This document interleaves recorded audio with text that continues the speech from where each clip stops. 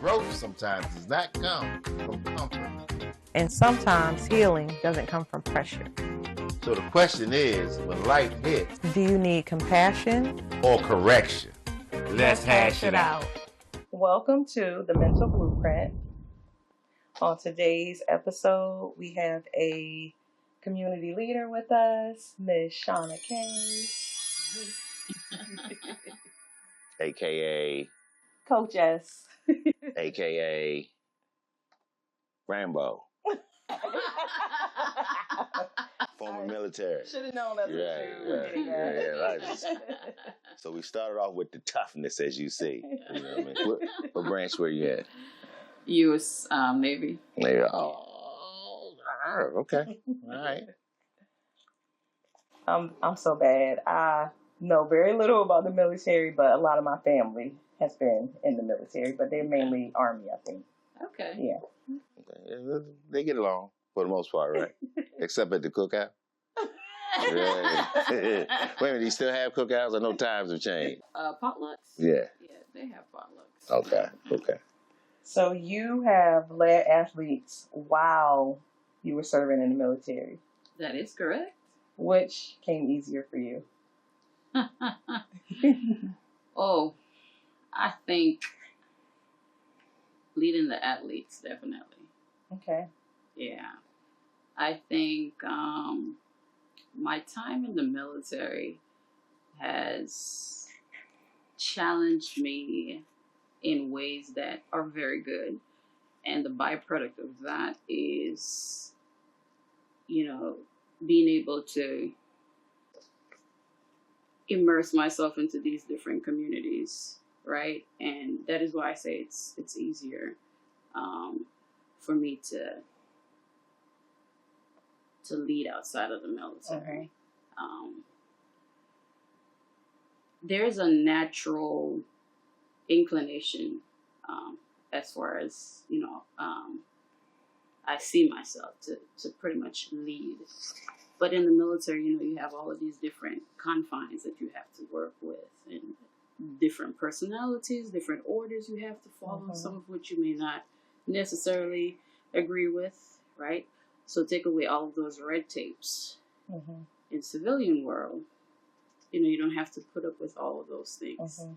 So I guess that's kind of why I said it's easier to lead outside of the domain of the military. Yeah.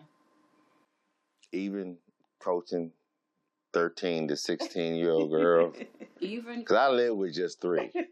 Yes. And it's rough. Yes, even coaching 13, 16, 18U, which I currently coach. Yes, most definitely. For the record, young ladies volleyball coach, champions 2 years in a row. That's what I'm talking about. So when I bring my daughters to practice, I always tell them, make sure you draw blood before the end of the game, even in practice. Is this the wrong advice to give? I don't want to say it's the wrong advice to give. That's your opinion. That's your perspective. But I would hope that, the kids are open to other perspectives.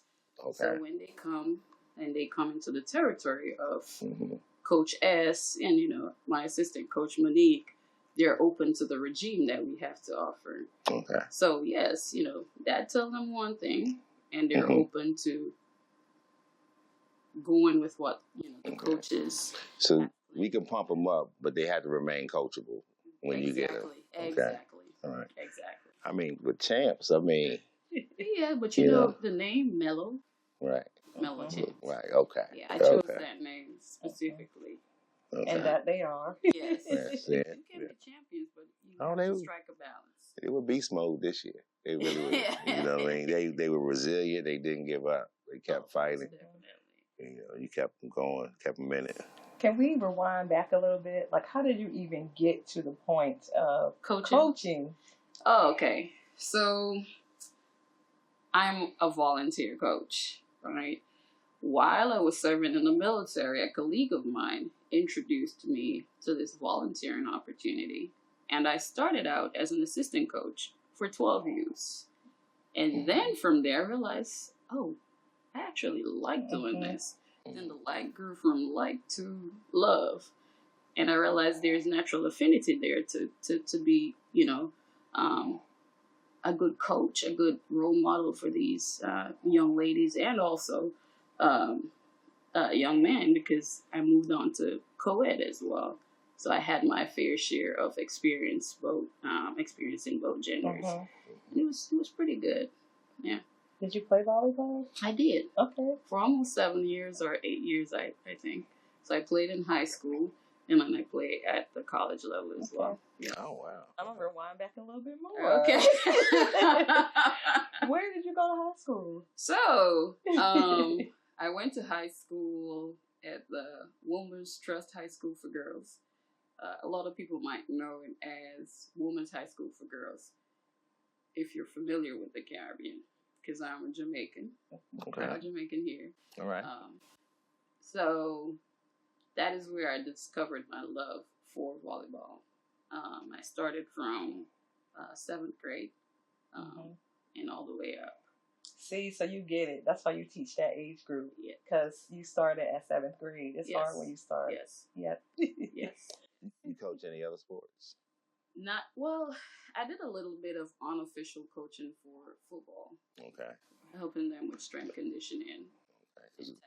Okay, because it's definitely gonna recruit you. Because I like the way you kept them in line. You know.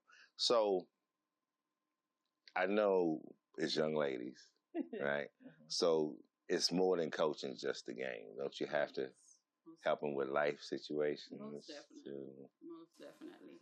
And sometimes, you know, when we make our decisions, parents oftentimes see the end results of, you know, our thought process and, you know, the observations that we have been making as coaches. So yes, there are different things that we recognize with each cohort of girls or a mixture that we have under our care. Because that's how I see it. You know, parents are entrusting us with their kids. And when they come in, I don't just think of, the physical aspect of it. Let's try to develop them physically to just go on the court and play, like robots. No, I don't believe in that. I believe in that blank canvas. They come to us, there's a blank canvas, and there's an opportunity for us to add stuff on that canvas. And what we add to that is very important, because these girls will, or guys, they will leverage that, I believe, whether intentionally or unintentionally in other areas of their lives. So most definitely, we do look at the off-court viability. So your first coach, because that has to be why you stuck with it. What was your first coach like? Oh, my first coach. He was a very good coach, but he challenged me. And every now and again, I tell the story to my girls when I coach them, and I see some of the same mistakes as far as gameplay is concerned that I used to make as a player coming up in the ranks. Like, for instance, my coach, O'Neely Banks, he used to call me Skirt because of how I used to play. Right? When I'm moving towards the ball, you know, my legs weren't positioned the way they were supposed to be positioned to get after the ball. And I was, I guess you would say, lackadaisical. And I see that now some of the times when I'm coaching, like, okay, I see what happened there. I see why my coach was so, you know, adamant for me to fix that approach of mine. So, yeah. Okay. So your mental blueprint kind of started back then. Did you feel like you were even going to play after your first season? I did. I did. I like a challenge. Did you get taken to practice kicking and screaming, or you were glad to? Yeah. You were glad to go. I was glad to go. Like I said, I like a challenge. If it doesn't challenge me, I'm not saying I'm not going to do it, but maybe the impetus that I come with might be very different. If something challenges me, it attracts me. Okay. Yeah. What was the moment you knew, like, I'm really good at this? It's not the wins, Mm-hmm. in terms of the scores, that made me realize that, hey, it's actually the feedback from the girls themselves and parents. Some of the things that we took for granted, specifically me as a coach, parents were recognizing those things, or the contributions we were making, and the mere fact that we were volunteers as well, and some of the things that we did, and still continue to do to this day. You want to say after your third championship, you start getting paid? Then isn't that a rule? No. This is all just pure volunteering. Yeah.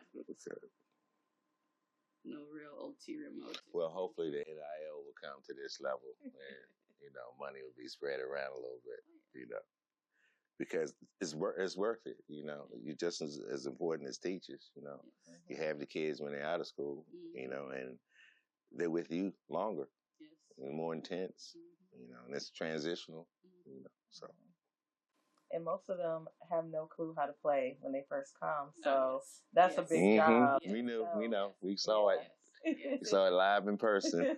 So that's a part of it too. Like, okay, and it goes back to the canvas story, right? It's not just the physical stuff, but when we do see the physical transformation as well, in terms of their familiarization with the sport, and you see that actualization, it's a beautiful experience, and that's kind of like what honed it in for us. Like, hey, we're good at this. Can I ask this question? Yes. Do they ever come to you for other advice, like relationship advice? I hate my boyfriend, or this and that, like outside of the team. Not directly, I wouldn't say yes, but I've had a player that came to me and confided in me to some extent. Okay. About some stuff, yes. It's not privy to parents. Okay. What is it? Athlete? Yeah, coach confidentiality. I forgot about that. So, are there military disciplines that you apply to the team, like knowingly? Like you might have them do an exercise that you Most do, definitely. but if you say this is how we do it, especially when I was still in the military, and because this was the routine: come home from work, hit practice. So technically, I'm still kind of in that zone. So when I approach practice, there's some level of unconscious militarization that is still occurring. So like with the drills and their warm-ups before the drills. 5-mile runs. No. Because a part of being a coach, right, which I've come to realize, is that you have to be disciplined enough to understand and learn. Not just understand, but learn first and then understand your players, right? You don't want to just blindly coach, the kids that come to you. You want to understand their background and what they're capable of doing, so you don't overstimulate them. Gotcha. Okay. Now, are you ready for the mental rundown? Okay, I am. All right. Morning person or night owl? Night owl. Okay. Tough coach or encouraging coach? Both. Win or learn? Both. Okay. Motivation or discipline? Both. Okay. You teach them to be leaders or followers? Definitely leaders. Okay. What's your biggest weakness?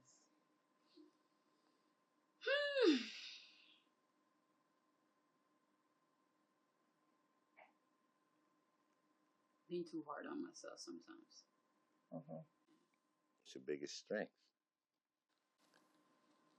Believing I can do anything I put my mind to. What is one piece of your mental blueprint that helped you make you who you are today? Okay. I think that goes back to my childhood. I was raised in a single parent household, right? Just my mom and I. And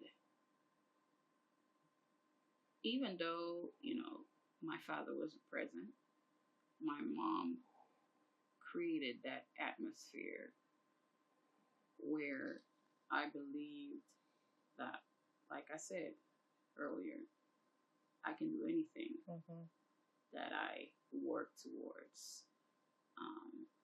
And that stood out to me throughout my journey.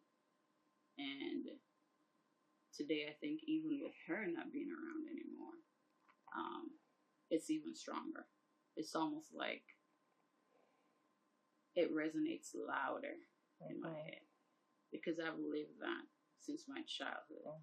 And now that she's not around, it's almost like that is the piece of her that I still carry with me, that voice. You can do whatever it is that you set your mind to. So that's what gives me the confidence that I have and the ability to do the things that I set out to do. And that is the main thing that you teach the girls. Yes. Yes. That's like your core. Yes. Yes. I think it's very fundamental for you to be able to come to a place where you believe in your capabilities, like truly believe in your capabilities.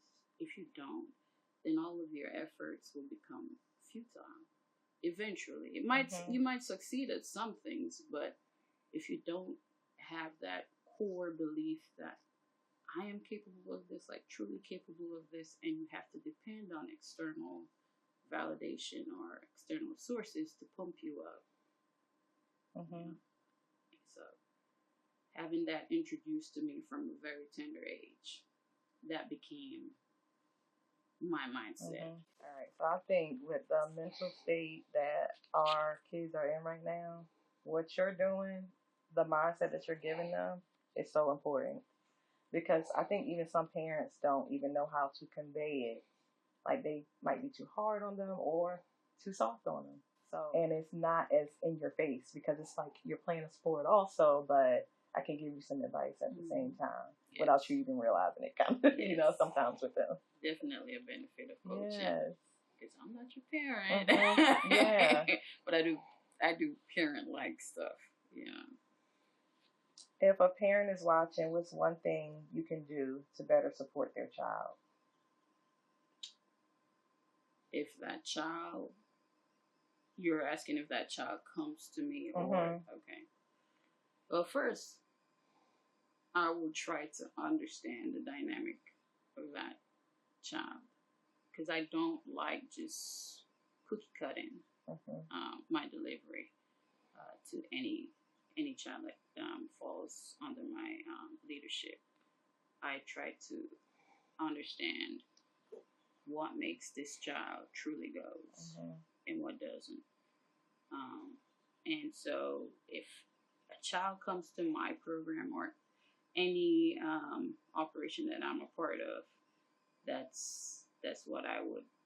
would be my approach, to first try to understand the kid, understand their dynamics as best as possible, because there's stuff that you won't be privy to as a coach. But yeah.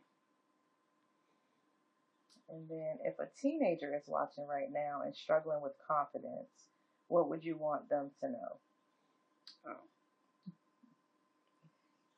If you're struggling with confidence, I want to legitimize your feeling. It's very valid. It's a valid feeling to go through, but you don't have to embrace that feeling for the rest of your life. Try to find things, and I do this with my girls sometimes, because like I said, it's not just the physical development, right? It's those different transferable skills that we try to inculcate into the girls when they come to us. I challenge the girls to truly think, what are some of the things that they're good at? And of course, within the context of volleyball, some of the times. And the last session that I had with the girls, I realized some of them were a little bit quicker on their feet to kind of like confident and say, you know, coach, I think I'm good at this. But then there are some of the girls that were kind of like hesitant to say, I am good at this, because they started comparing themselves to other players. And again, that's life. Most of the times, a child or even an adult, they see themselves less because of their baseline. Who are they comparing themselves to? And you do that without recognizing that you don't truly understand this baseline that you think you understand, and their journey as well, right?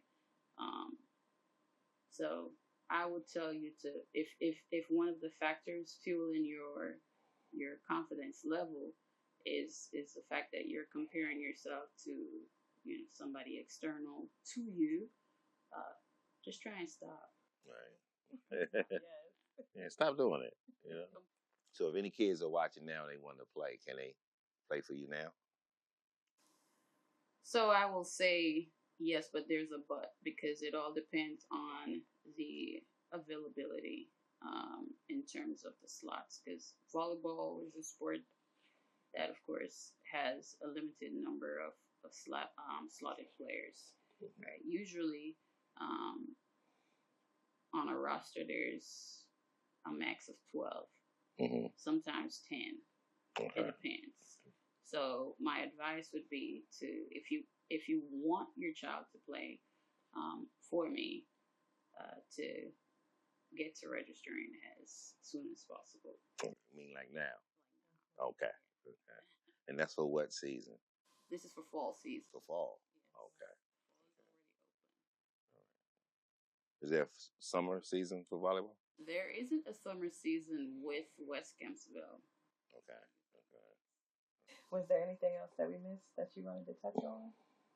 Well, I do want to shout out this new club that I will be lending my coaching services to. It's called Coastal Cities VBC. Coastal Cities. Coastal Cities VBC. Okay. It's local to the Portsmouth area, and they're also a nonprofit. They're affiliated with AAU. So that is something that I'm excited to also step into. I just love coaching. Period. Okay. All right. You don't want to burn yourself out because you got that third championship to chase. No, I don't think it will burn.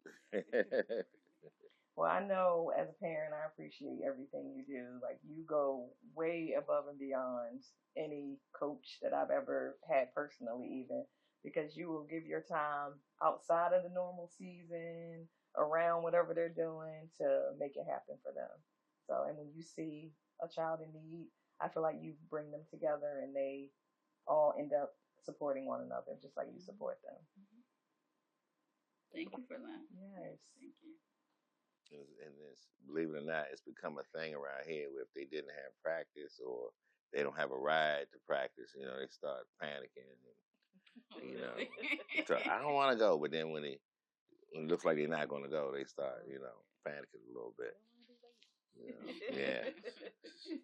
Thank you for being our first member on the Mental Blueprints, and we appreciate you, how amazing you are, and leading our community, and you inspire a lot of people, like parents, kids, brothers and sisters that are just watching. I don't think you realize, like, it's like on a lot of different levels, on the field, on the court, outside the court when you're just talking to them after the game, everything like that. People can see what you're doing, and it's inspiring. And I want to say this. I know it's moments where you want to snap. You know, when you came back down from a 7-point lead, get within 1 point, and then blah, blah, blah. You know, I've seen it, but cool, mellow the whole time. You live up to your name. From what I see, I don't know. Practices are closed, but during the game, What happens in practice? That's right. But for the most part, most definitely, I try to be cognizant of my reaction. Right. Okay. And I don't know, you create a culture of positivity, so the parents follow your lead. Yeah, I feel like all the kids love all the because you can hear people just like, Yes.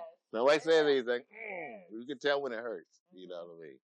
All the parents they're respectable too. They like you said, follow your lead. You know. Yeah, everybody's supporting everybody. Yes. Yes. Hi there, Howard and Simone. I'm glad to be back again for another segment. And what a fantastic idea for Mental BluPrint. And I think you did a very great first choice because I love this whole concept of having community leaders come in and give their perspective, their experience, and what they have done. And it really shows the talent that we have in this area, that a lot of people are unsung heroes, because she seems like she's definitely an unsung hero. You know, she is a diamond in the rough, someone we haven't known about, but what a wonderful leader she is. I love this. And what I really like what she spoke about is that she was a volunteer. Volunteerism is so important. I don't think people quite understand because, of course, a lot of people want to get paid for their work and their efforts. But when you volunteer, that just goes to show that you are doing this without any investment coming back to you other than the experience. So I really like the example of the blank canvas. Speaking about the blank canvas, I really like the way that she presented it, because she acknowledges that each player comes with their own different talents and skill set. And what she is doing as a coach and as a leader is adding to what's already there. And I love that example. I really do, because she acknowledges that they already have some type of skill set already there. There's already there. Even though it's a blank canvas, she's adding to what's going to be there, not creating it. And I love that. I love the way that she gave that example, because a lot of coaches really do feel like, some people feel like they're building the person. But what she is saying is that they already have something there. And it's just her job is to expound upon it. I love that example. I am just about to close out. I am so glad you had me on for this segment. And I definitely want to give a shout out to your guest, Coach Shawna Kay. She is doing the things that we want our leaders to do in our community. I mean, she's showing up and showing out with all the victories, but also there for the girls and being an inspiration and being such an epitome of great excellence. And I just love this. So again, shout out to our coach, Shawna Kay. Thanks again. And as I've told you, this is how I see it. And you guys have a good one. Thank you for joining us for this edition of the Mental Blueprints. See you next time.